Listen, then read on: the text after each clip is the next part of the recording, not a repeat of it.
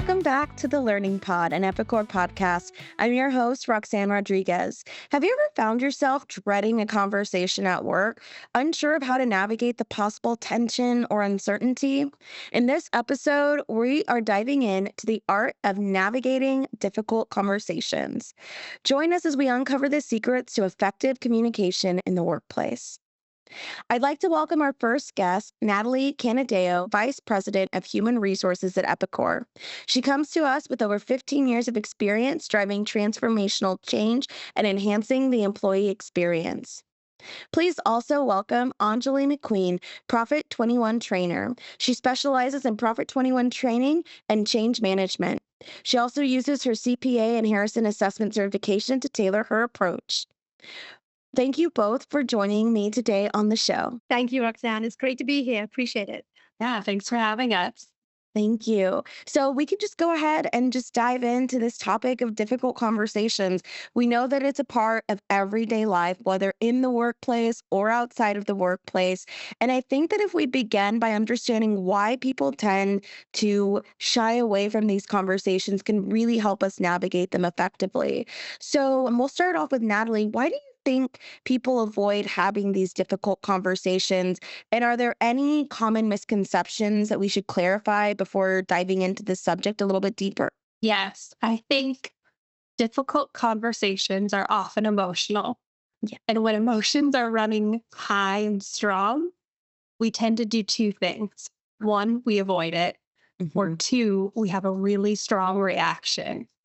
And when emotions are running high, kind of the emotional centers in your brain, that prefrontal cortex, that rational and cognitive thinking center, that tends to be eroded. And so that leaves most of us in a place when we're performing at our worst, most out of control. And so, one bad experience, one place where you're like, oh, I didn't do as well as I wanted to. And so we're going to tend to default to that avoid then, right? And I think also people feel bad when they're delivering a hard message. So they avoid it. And I think that's the misconception is right there, that feeling badly. Delivering a tough message doesn't mean you can deliver it poorly. I know I have in my experience. However, I think you can be direct and kind. And Brene Brown, who I love, she says, clarity is kindness. And I just love that phrase. You may not like the message that you have to deliver. I may not even agree with the message I have to deliver, right? But thinking that my role is to ensure that the message is understood by the audience, that is kind. And so lying, withholding information, that's not. So I think that's the misconception that we should get out there, is having that difficult conversation is respectful and kind. I love that. Clarity is kindness. That's such a new way of coming at this topic of difficult conversations. Anjali, what about you? Why do you think people avoid these difficult conversations? Are there any misconceptions? Yeah, absolutely. First of all, I love, Natalie, what you said, because that's exactly right. And the emotions are really what cloud our clarity, I think, and our ability to communicate clearly and in a way that we're understood and that we understand the other person. I've been studying human psychology since I was a kid. I was always very interested in how the mind works and how we think and how we be in the world. And I have learned from many great teachers that as human beings, we're designed to avoid pain and seek pleasure. That's inherently how our neurocircuitry is set up in our brains. So when it comes to situations like this, where we're considering having a difficult conversation with someone, that's a situation that will bring up feelings of fear, feelings of perhaps being judged, disapproved of, chastised in some way because we decided to have this conversation, and essentially feeling like perhaps we're not loved and accepted for who we are. And that's a pain I feel that we want to completely avoid and run away from. So it's a very natural human reaction. But I feel like once we start talking about some of the tools in terms of how to approach these and take away that sting and that fear, I think we can overcome some of that and use our human conscious will and confidence to approach those conversations. And I think one of the misconceptions I think around this is that we assume that other people's reactions are about us. and we take that very personally. Whereas it's not, we are always filtering things through our own biases, experiences, reactions into the world. So I think when we start considering the possibility that perhaps someone's reaction is not so much about us, but about them, then we don't necessarily have to take that so personally. And it can be a little easier to manage that emotional side. Thank you for that, Anjali. And I think both of y'all are exactly right. Emotions are, I think, at the forefront of these difficult or being afraid of these difficult conversations. How are you going to make the other person feel, or how are you going to react in the moment? So just being able to, I think, checking your emotions prior to even entering into that difficult conversation is crucial.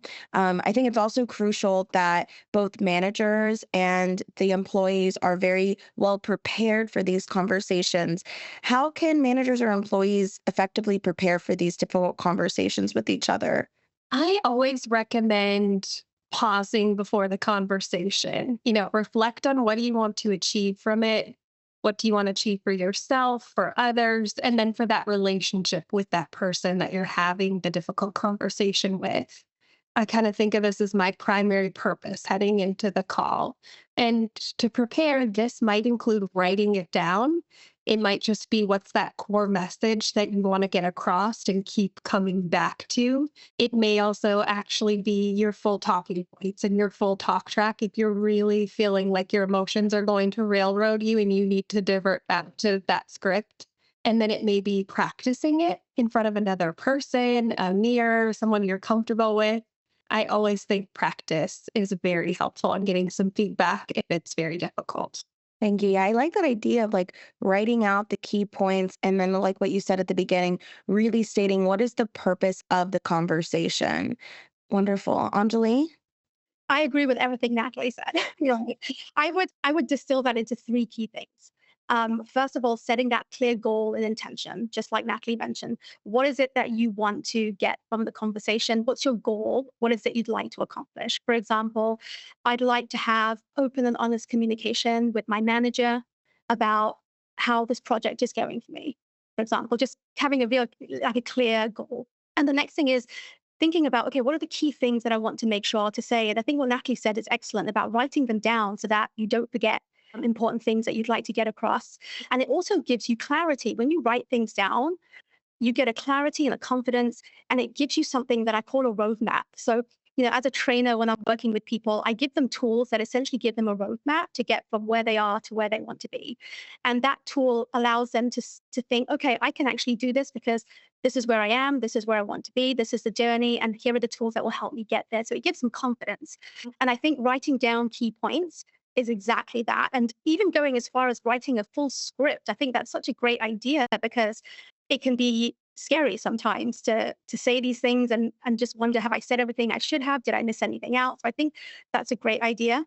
And then something extra I would add is consider the possible responses you may receive from the other person and how you might react to that, or what responses you might come back with to that, so that you might not be blindsided in the conversation. So that's something extra that you could do. So just in summary, I think the goal, the intention, your key points, or possibly an extended script, and then considering possible responses from the other person and how you might respond to that. I like that, considering those possible responses, because you're setting yourself up for success. If they respond this way, if that's a positive way, then great, this is how I'm going to respond. Or if it's negative, how am I going to acknowledge what they stated, but kind of redirect? So being able to plan that out, those are just really great ideas. So I want to dive into the techniques that kind of make these conversations go a little bit smoother. Have y'all ever used any effective communication techniques or strategies when you deliver these difficult conversations? And maybe do you even have an example of that? Yeah. So one of the things I think has what I found to be very effective is using I statements. So when I open a conversation or I'm speaking with someone about something that we consider to be difficult, I'm very conscious of beginning the sentence or the opening with how I feel about something and how it's impacting me so that I don't elicit defensiveness or sort of like a reaction, a negative reaction, as much as possible. from the other person. So, for example, instead of saying something like, you keep doing this, or, you keep missing the deadline, or you keep making errors in your work, perhaps rephrasing that to, I feel concern when I see multiple errors in the work that's being done. Can we talk about how we could address this, as an example? So I definitely feel like I statements can be beneficial and just sort of allows for a positive start to the conversation. And then the next thing I would say is super important, and it's one of the things that's really difficult, especially in conversations like this, is active listening.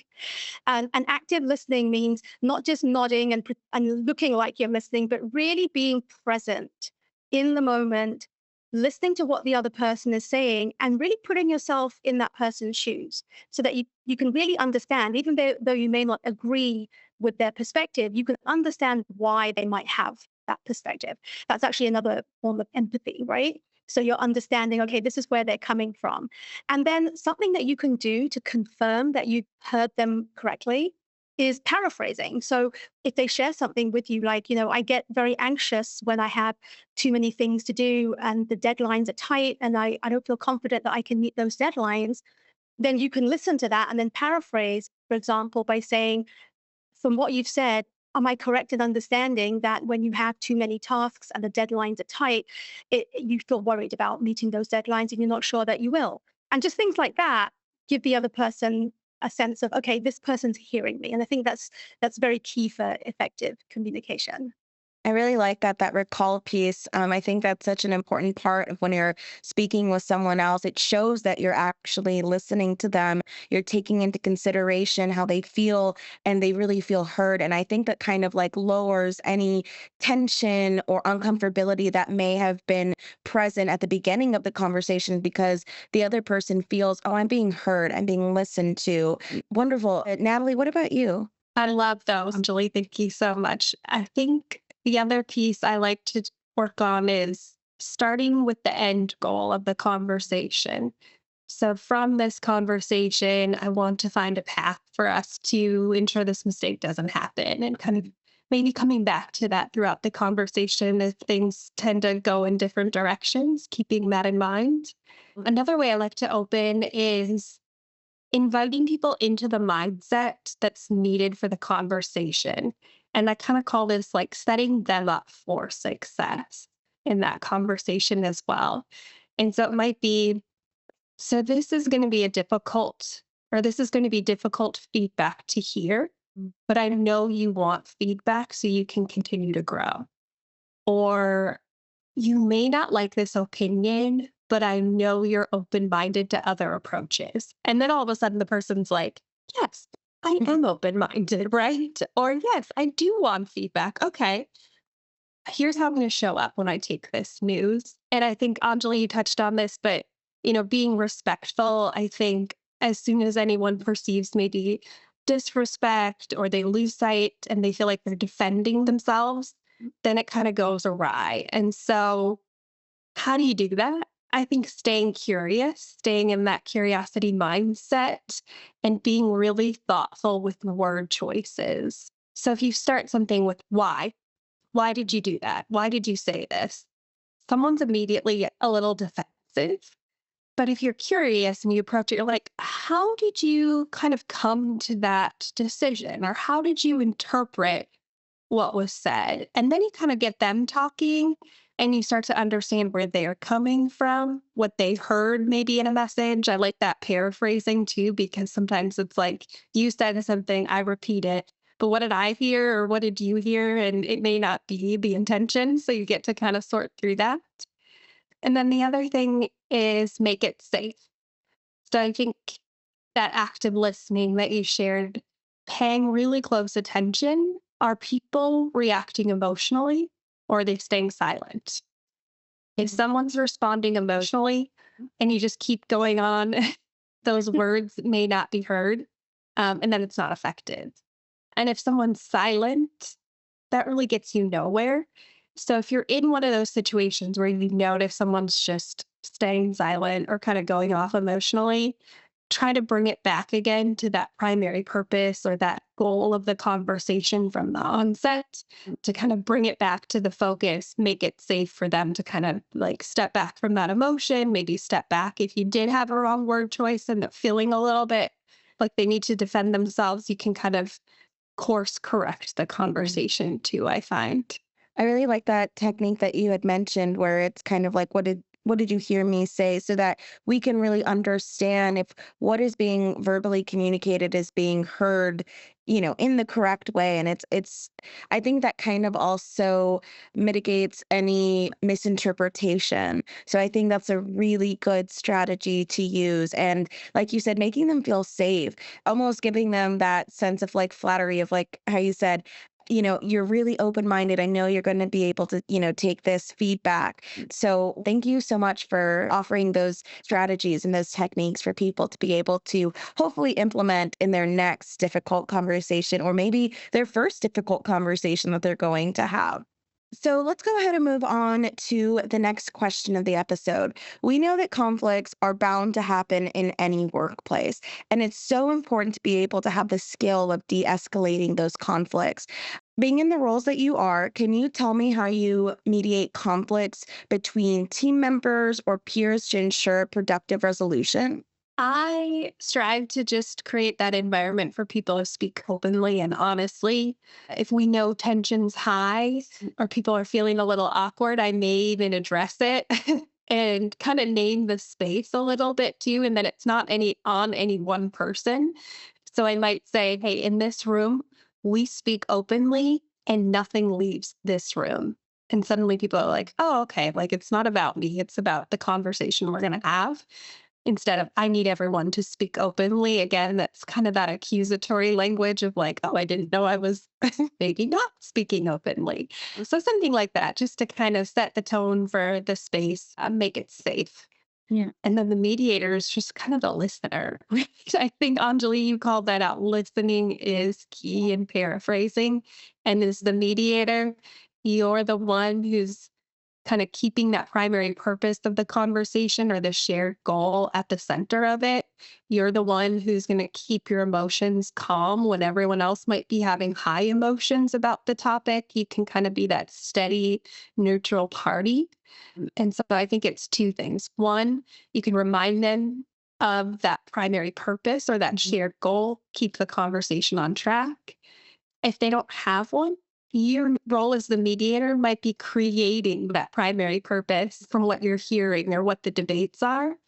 And then another twist to that is the third one might be brainstorming what a new approach might be or what that shared goal is that they can agree to, because they may be debating different approaches. And as you're listening and being that calm, neutral party, you might hear that they do have a shared outcome that they're not realizing, and they just need to brainstorm some new ways to achieve it. Thank you. Anjali? Yeah, I love what you said, Natalie, about the shared goal. And I think that's exactly the purpose, right? There is something that they each have in common, but we just have to uncover what that is through this process. And one of the things I find really helpful in this is considering something called values. And there is actually a teacher who I really like, and he talks a lot about values. His name is Dr. John DeMartini. And in fact, I don't know if you remember, but a few years ago, there was this book that got really famous called The Secret. And it was talking about, the law of attraction, and you can think about the things that you want and all that kind of stuff. And he was one of the people in that book. So that's how I discovered him. And I began to study some of his work. And his earlier work is really about values. And he talks about how every human being has a hierarchy of values. So the things that are most important to them, down to the things that are least important to them. And they can be as general or specific as you want to make them. And that's how we live our lives. So our actions, our behaviors, the way that we are inspired and motivated each day is driven by what our highest values are. So if, for example, my highest value is my career, then everything I do is going to be driven by my purpose to further my career. Whereas if my, say, highest value was to raise my children, then everything I would do would be focused around that and the decisions that I made and things like that. So what he talks about is when people's values get challenged, that's when you'll run into conflict. And I think in situations like this where we're dealing with mediation, I think one of the things that could really help is understanding what is most important to each person. So what are their highest values? And then finding, like Natalie mentioned, that shared goal that fulfills each of their values. So if one person's value is, it's really important to me to be appreciated for the work that I do. And another person's value is, it's really important for me to have time to spend with my family versus working really long hours. Then how do we find something that allows both parties to feel like, okay, the most important thing to me is being fulfilled in this. And I think understanding that can really help with the discussion, because oftentimes in conflicts, it can literally be a misunderstanding and not knowing what's important to the other person, and therefore not communicating in terms that, show that in that recognition and consideration. Yeah, what I heard both of you say is being basically solution oriented, right? When you bring it back to that primary goal, you're trying to approach it with a solution oriented mindset. And also what I heard was knowing kind of like who you're talking to. So when you talk about their values, you have to know the people, you have to know your employees to be able to really mediate that conversation in a productive way. And actually talking about values kind of ties into that next question that I wanted to pose.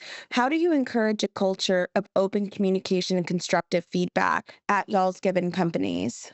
So one of the things I think is helpful is to be able to demonstrate by example. Oftentimes, as human beings, we look for others to set the precedence for something. So if they do it, oh, then it's okay and safe to do something. But I think if we are courageous enough to do it and demonstrate by example, then we give others permission and we show them, look, it's safe to do this, it's okay to do this, and it's a good thing, and they're more likely to do it. So I think and it can be a little scary, but if you have the confidence to do it and demonstrate that, I think you can really kickstart a nice domino effect Mhm. within the team. And I do also think these kinds of things are very beneficial and more effective when they come from the top down, right? So if Mhm. you've got a senior team who does these and supports these values and demonstrates that, that has a nice trickle down effect.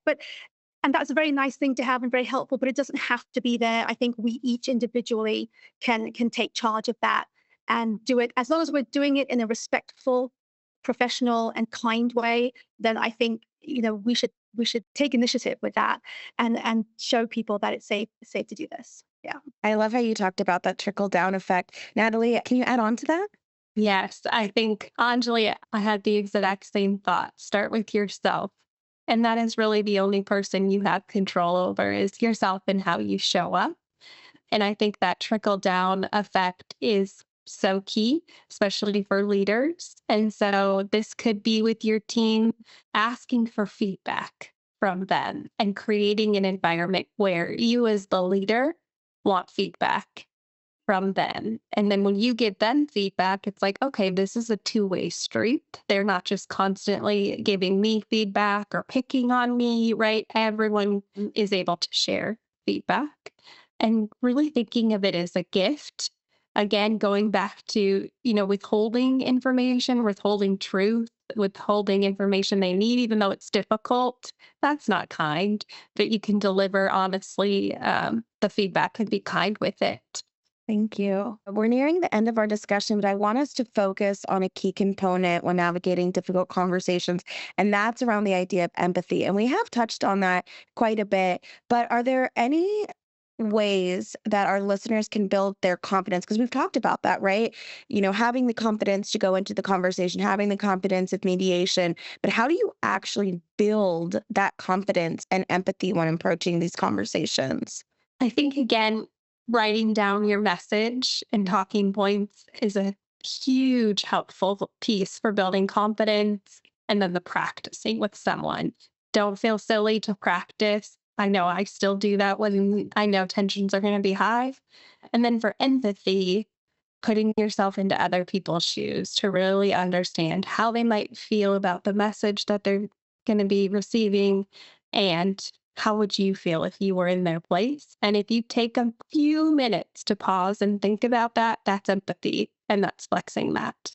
I like that. Just taking a minute to really think about what's being said and thinking about if you were the one receiving that feedback or that message, how would that make you feel? Anjali? I agree. I think that's so important. I think, like we mentioned earlier in the conversation, having that roadmap is so Mhm. important.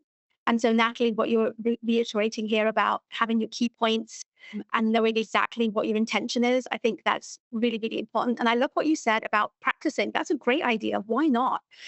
Find a friend or even your partner or whoever, and someone you trust, and just practice having that conversation, get their honest feedback in terms of how it's landing with them, and then fine tune with that. I think that's such a great idea because I think the more it becomes rehearsed in a sense in our minds, the more familiar it becomes. And then the more familiar it becomes, the more confident we feel. And it doesn't mean that Mhm. conversation will go the way that we've imagined or the way we've practiced, but it doesn't need to. As long as in our minds we feel we have a roadmap, it gives us a really nice foundation from which to handle any deviations that actually happen in the real conversation. So I think just giving ourselves that roadmap is so empowering.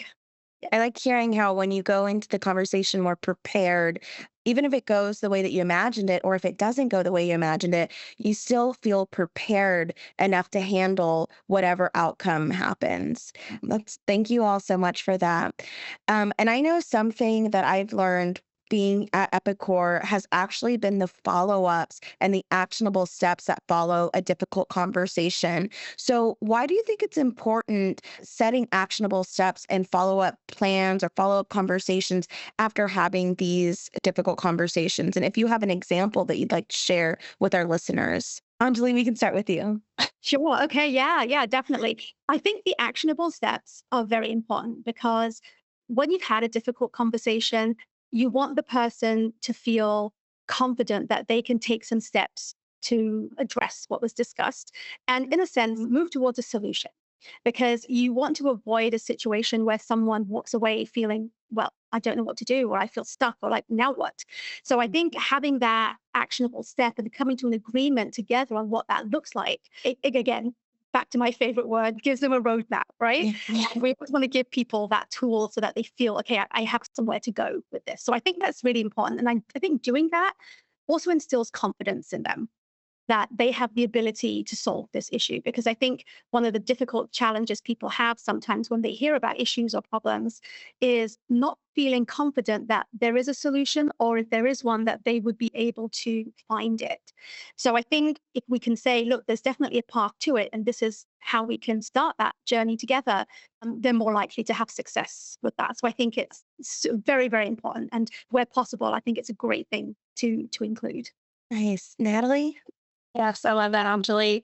I think assigning a clear action step is so key because you just went through all that hard work, right? To think about what you want to say, practice it, and then deliver that difficult discussion.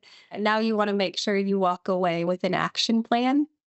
What I like to do is put it into writing. So maybe it's an email and you just want to summarize, what was discussed, what you heard again, in case that message was heard differently by the other person, and then what the plan is that you decided for moving forward. And I always like to add at the end, let me know if there's anything I missed or misstated. Because again, what I heard may not be what you heard or what you took away from the conversation. And then this gives an opening for the person to come back and add their perspective if things were unclear, if they need more clarity from that. To your point, Anjali, if they don't know what their next step is, it gives them that opening to ask more questions. And I also think if the difficult conversation was emotional, it gives you a minute to calm down and reflect on it and put it into writing in a way that might be a little bit more eloquent than how it went down. And you have that plan and that roadmap, as you said, Anjali, for how to move forward. I like having that written roadmap, being able to also reflect back on later and also giving the other person a chance to really state what they heard as well, stating if there was any misconceptions or anything like that. I think that having these follow-up strategies will really be able to help ensure that the conversation actually leads to meaningful and lasting improvements between whoever the conversation was with. So, as we come to the end of our episode, I love asking each of my guests the same final question. And I'll go ahead and start with Natalie on this. What is one piece of advice you would give your younger self at the start of your career? I think focus on solving problems.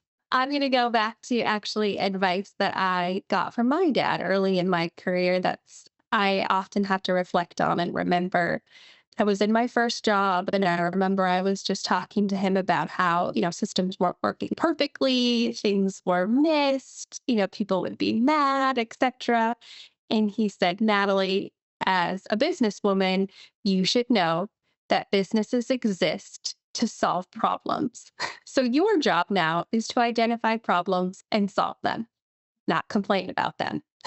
So if you don't have any problems to solve, well, it sounds like you have a new problem, which is to find a new job. So get to work. So I think that's my advice, right? When I get kind of caught up in all of the issues and things that are, swirling around us that create some of these difficult conversations, it's getting back to focus on solving the problem, focus on the solution. Thank you. Anjali, what's advice that you'd give your younger self? I would say trust the process. Trust the process of the way your career and your life is unfolding, and know that every piece that's coming is the perfect piece that needs to be there at that time. Because I remember when I was younger, and I obviously began with a lot of jobs that I did not like. Like it was just not fun and I hated it. And I was just like, I hate this, but I don't really know what I want to do. And it was just really depressing, to be honest. But looking back, I see the value in the experiences that I had and how each one led to the next and to the next, and all the skills and abilities I gained along the way that I now use today. It was just really powerful. And so I think looking back, I think to myself, if I could have trusted the process more, I would have been more relaxed and I would have had a better time and not had so worked up unnecessarily about these little places where I was at along the way. So I think that's what I would say to my younger self. Yes, trust the process. And I think you could even apply that in a difficult conversation. Just trust the process of this conversation. Absolutely. That Anything is we, right. Yeah. I love that. yeah, so we're going to get to the solution, but it's a process to get there and it's a conversation to get there. So as we wrap up, can either one of y'all share a valuable resource over today's topic? Anjali, do you want to share yours? Yeah, absolutely. So, as I mentioned earlier in our conversation, Dr. John DeMartini has written many books, but I think one of my favorites is called The Values Factor. And in that book, he explains how values work, how you can identify through a series of questions what your values are, what your highest values are, and then he gives you tools for understanding how you could identify those in other people. And I think if we can become more conscious of that in ourselves and others, I think we'll be able to communicate with them in ways that honor their values. And that would be the respectful and kind communication that we can develop. Thank you for that book recommendation. Natalie, what about you? A book that I like is Crucial Conversation. It's about tools for talking when the stakes are high. I find that very helpful for actionable, practical tips. And then another person I follow is Jefferson Fisher. So he is a lawyer who teaches about practical, actionable tips to put into place to be a better communicator. Wonderful. Thank you all both for sharing those resources. And just in general, thank you all for joining the show on this very important topic that I feel like we said at the very beginning, many people stray away from having these difficult conversations. So I really hope that what our listeners gain from this episode are strategies and ways to approach these difficult conversations so that there can be lasting and meaningful impact. Thank you again for both joining the show today. And to everyone who tuned in, thank you for listening and always keep learning.